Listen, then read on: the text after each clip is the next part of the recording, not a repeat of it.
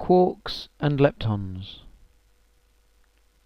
You will be familiar that over 100 different elements can be made up from different combinations of protons, neutrons and electrons. Scientists have discovered many more types of particle as well as these three.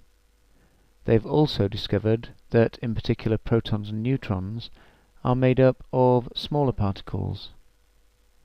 They believe there are just two families of particle that cannot be broken down into anything simpler. They are known as the fundamental particles. These families are the leptons and the quarks. First, to look at the leptons.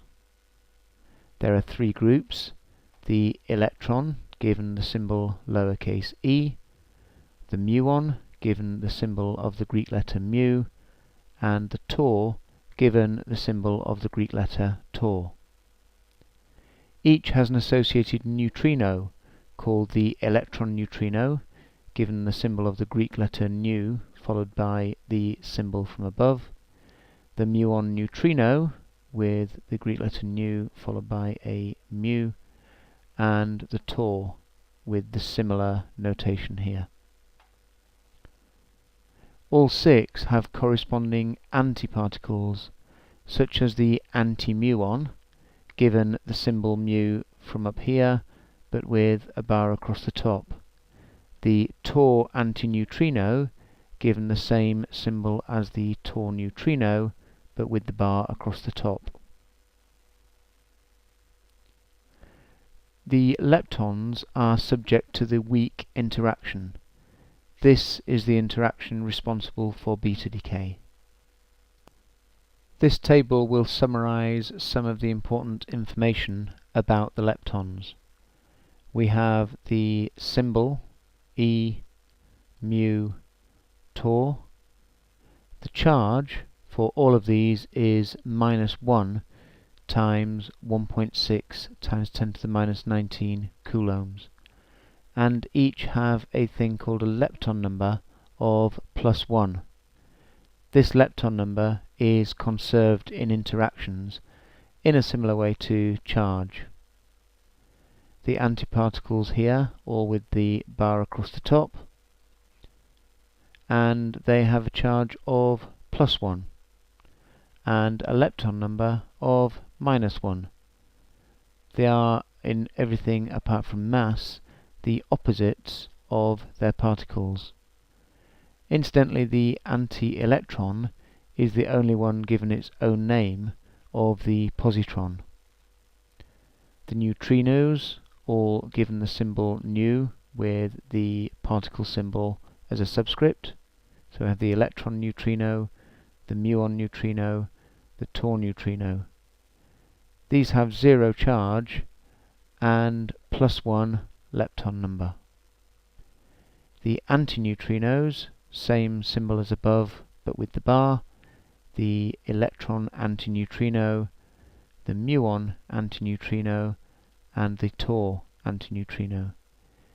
These also have 0 charge but a lepton number of -1. Now to look at the quarks. There are 6 types known as flavors of quark. These are called the up quark, down quark, strange quark, charm quark, top quark, and bottom quark. Each has a corresponding antiparticle, such as the anti-up quark, the anti-charm quark, and so on. Quarks never exist on their own, only in hadrons, which are made up of combinations of quarks. 2 hadrons you're already familiar with are protons and neutrons. A proton, for example, is made up of 2 up quarks and a down quark, whereas a neutron is made up of 2 down quarks and an up quark. Strangeness was first introduced as a property to explain why some particles had longer lifetimes than expected. Kaons, or K-mesons, survived for around 10 to the minus 10 seconds, rather than the predicted 10 to the minus 23 seconds. Strangeness was found to be conserved in strong interactions, but not in weak interactions. This table summarizes some of the properties of quarks. First, the charge as a multiple of the magnitude of the charge on the electron. The down, strange and bottom quark have a charge of minus 1/3 the magnitude of that on the electron, whereas the up, charm and top quark have a charge of plus 2/3 that on the electron. Quarks have a thing called a baryon number, which again is conserved in interactions, a little bit like charge or lepton number for the leptons.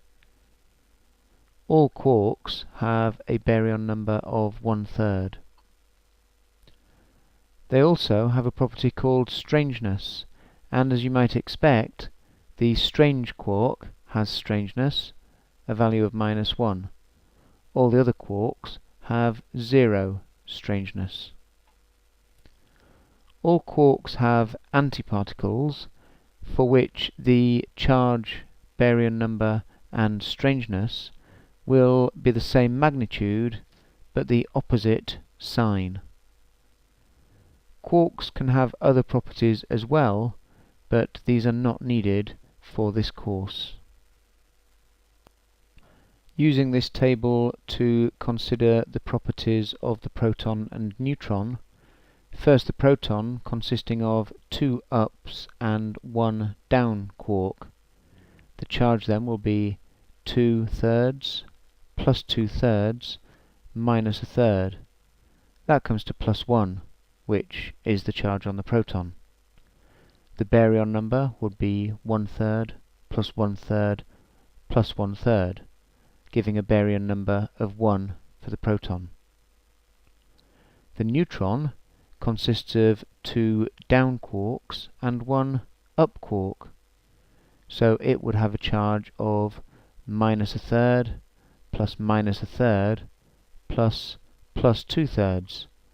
That comes to 0, the charge on the neutron. Again, the baryon number would be 1/3 plus 1/3 plus 1/3, giving a baryon number of 1.